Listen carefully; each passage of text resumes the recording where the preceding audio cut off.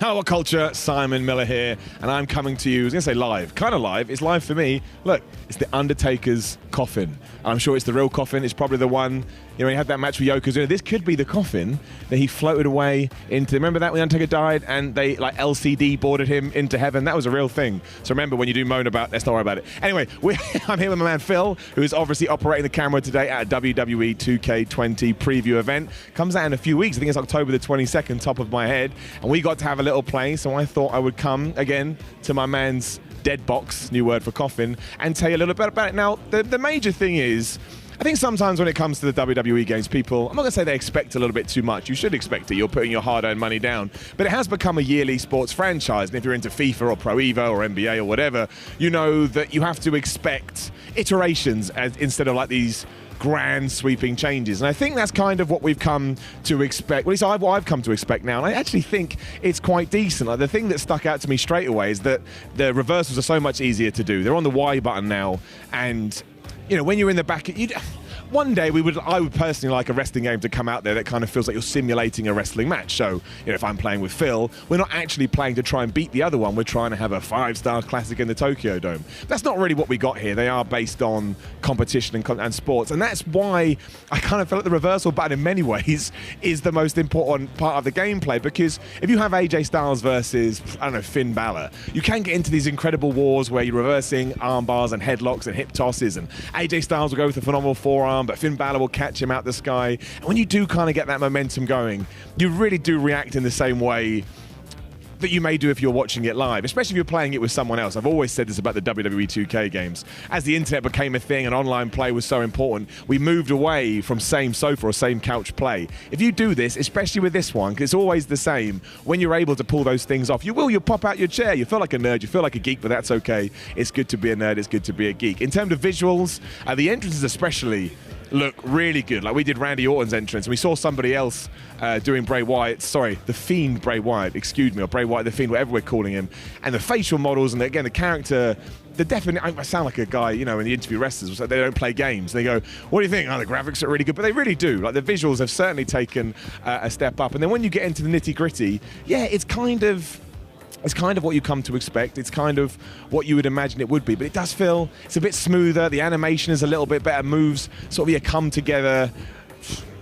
I don't want to overdo it, but they do. It just feels like you're having more of a fluid wrestling match, and maybe some of that clunkiness is gone. I mean, the submission system is back when you chase the wheels. The pin system is still the system, which is actually really good. The pin system, if you don't know, is you have a circle and you have a little red dot, and you've got to hold the A button, and we were playing on Xbox One, and let go when the line, whatever you want to call it, is in that zone.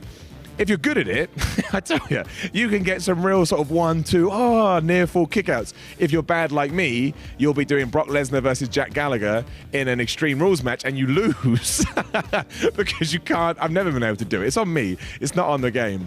Obviously, there's a load of stuff that's come back as well. I'm not going to go through it all because I didn't experience it, but I was able to play around about maybe 45 minutes to an hour of the career mode, which obviously comes back for a second time.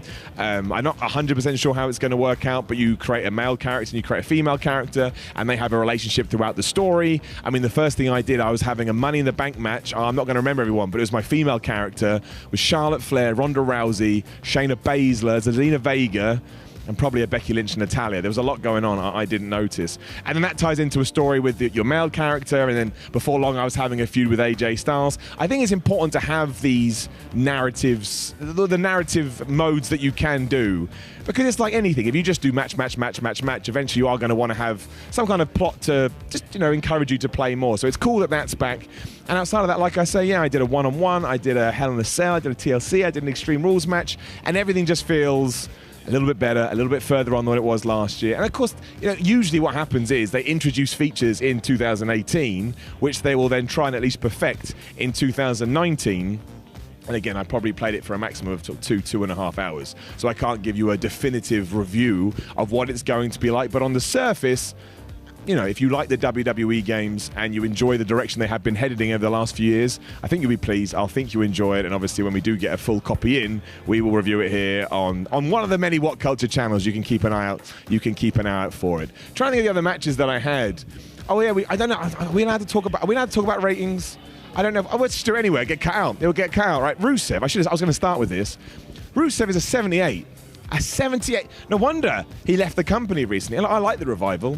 I think Dash and Dawson are great. If they watch this isn't a rag on you.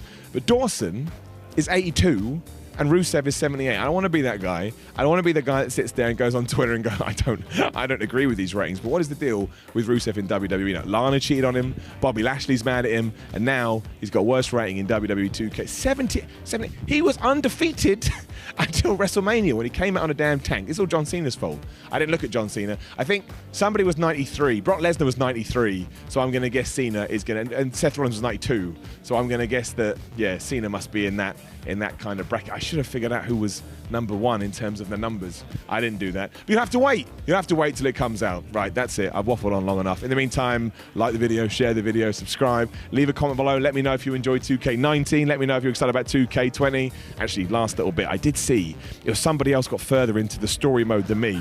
And there was this incredible thing. I don't know what it was, but it was Bray Wyatt, the Fiend Bray Wyatt, taking on old school Undertaker, like 94-esque Undertaker. And it looked like they were on some 2D plane and they were in a graveyard and it had some sort of cool, like grey filter over it. I have no idea what that was, but I will tell you that I paused my game to watch his game to try and figure out what's going on. So I actually think that the developers this time around have added a little bit more spice, maybe a few things that will surprise you, which is cool, that aren't just going to take place in the ring. I think be it in career mode or maybe some of the towers, whatever they've got, I actually think they'll put you in scenarios that, you know, you wouldn't necessarily get when you were just watching Raw or SmackDown, and I think that would be doubly cool because for a while I've been like, why don't we have more wrestling games that aren't just necessarily wrestling focused? Remember that one on the Game Boy when you were Triple H, or you were you were Triple H and Stephanie McMahon had been kidnapped by the Undertaker and you had to go save her. It was like an action platform game. Now look, it wasn't the best, but I appreciated the effort, and I think not to that extent, but again, I think there may be some curveballs, some surprises,